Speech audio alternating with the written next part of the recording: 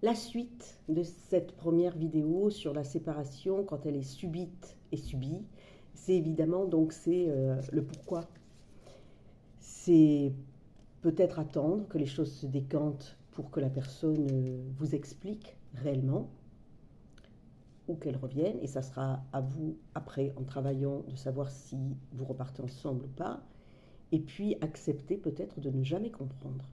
Et en fait, ça, c'est difficile, de ne pas trouver le pourquoi. C'est-à-dire qu'en remuant toutes les choses, souvent au premier degré, parce que quand on creuse un peu, en fait, on arrive à se rendre compte de ce qui n'était pas parfait. Et que peut-être, on a été un peu dans le déni. Voilà. Et que ça aurait pu être l'autre qui se rende compte que ça n'allait pas vraiment. Mais en tout cas, quelquefois, il n'y a jamais d'explication et c'est difficile.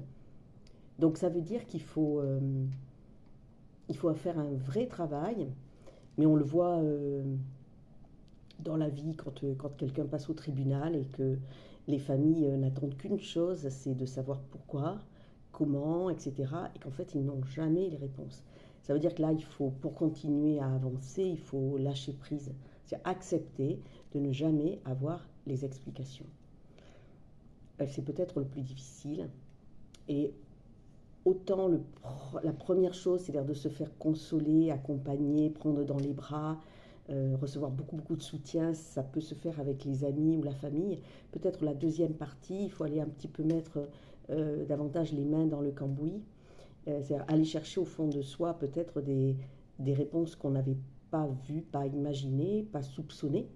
Et donc, et bien ça, je pense qu'il faut mieux le faire accompagner d'un professionnel. Voilà.